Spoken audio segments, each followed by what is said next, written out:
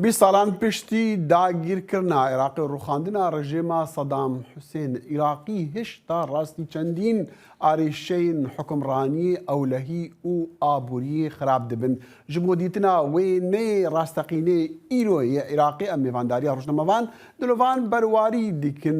keke dilovan gelkê spas ji bo demê wan hûn çawa yani Iraqê piştî 20 salan ji rûxandina rejêma Sedam Husên dibînin.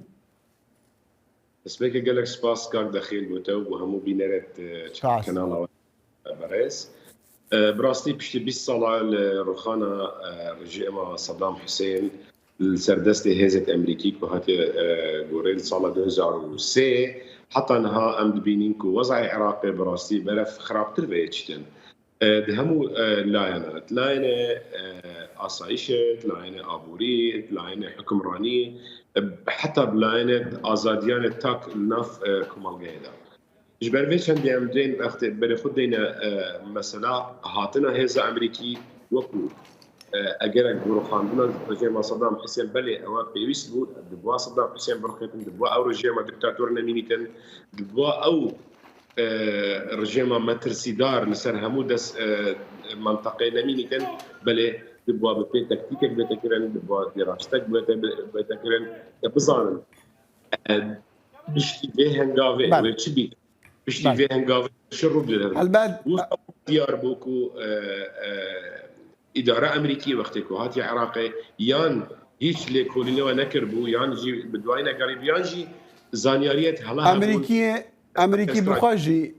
كاك دلوفان امريكي بخواجي لسر اسي حكومتي لسر اسي كار بدستن بري وين نهاجي وين راستي دي بيجنكو او شاشتيك مازن بو مثلا حساب بو بشتي روخانا روخاندنا رجيم صدام حسين نت هاد كرن لو انجي بسيارك وكي دي بيجي خو فرض دكنها بيوندين امريكا بعراق را دچ ازنه بشتي 20 سال داگير كرني راستي اگر ام بيس برخدن وضع النهار العراقي ام دبينينكو هبونا امريكا كان يعني جي استراتيجية امريكي العراق قال لك ضعيف بوا ببرامبر بهزبون وظالبونا سياسته واستراتيجية ايراني المنطقه دا اش همو لاجر يشتيها ايران دبلوماتك باشتر دقت المنطقه لامريكا كان ايران زانيت تشاوا بيونديه بهذا السياسي هذا تشكدار دناف عراق دا دقت ام همو جارد بيجن ايران دكاريتن بيوندي بهر كسي بكتن بلام امريكا كان جبر سيستمي وان كاري ريخستنا بيوندي الدرويوان وجوازين ناف بين هردو اداره هردو حزب ديمقراطو كوماري مشكله قال لك مصر العراق تشكر وصا تشكر كعراق وكو بله باريه كي آسان پیشکش کرد بو ایران کشیا عراقي جي قال كي بيزارن راستا ام دبينين بارتين سياسي قال كي هن جاران يعني عراق وسط ديادكن كو ولاتك آزاده خوشة يعني هرتش دبلي كي ماسي هنا لو انجي وصل لهاتك عراقي بيزار دبن عراقي يعني حتى هز بجريدانا خب ولاتي خناكن يعني اف هتا چندي ديار دبا اف هتا چندي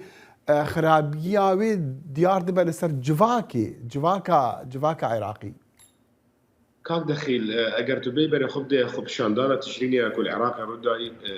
دم رابردو او اگر سركيه او بو خلكي بكار بو خلكي بيش بو خلكي روشه ويا ابوريه خرابو اگر سركيه او بو خلك وصا هستكركو او لولاتي خدين البرويش انديجي او سنبله بلنكربو ما ولاتك دفتن نريد وطن نبحث عن وطن اما بو قصير سركي اويكو خب شانداني وصل ديار كركو ما تش بيويست بيها بيويستيا هاولاتي عراقي عنها بولاتك والريز لوي بيجريتن وكو هاولاتي يعني كاك دلوفان يعني ما ديج بشان صالت بوري دي خو بيشاندانا دا يعني او جواكا عراقي او خورتيت عراقي كو قالك شوانا بيراوان نايتن وقت داغير كرنا يعني وقت ويشري داغير كرني قال كي بيشكاتي ترنج وين نخبا سياسيه د ولاتي دا كاردك نشكو همو او نخبا سياسي توان بارن بغندليه بحكم كارينانا دا صلاه اخوا بحكم خراب يعني تدبينيكو جواك باشتر پیشکتیه یان کاریگریاوی لسر یان کاریگریاوی داگرنی ویشر وان راحتیا لسر جواکی گالک بویا يك خالا قالك جرنج هيك امشين سباسيا امريكيان بواب كان او بوكو ريك داما ام بشين بازادي راي خود دربرين بشي ام نتكارين وقت صدام حسين دا ام بازادي باخبين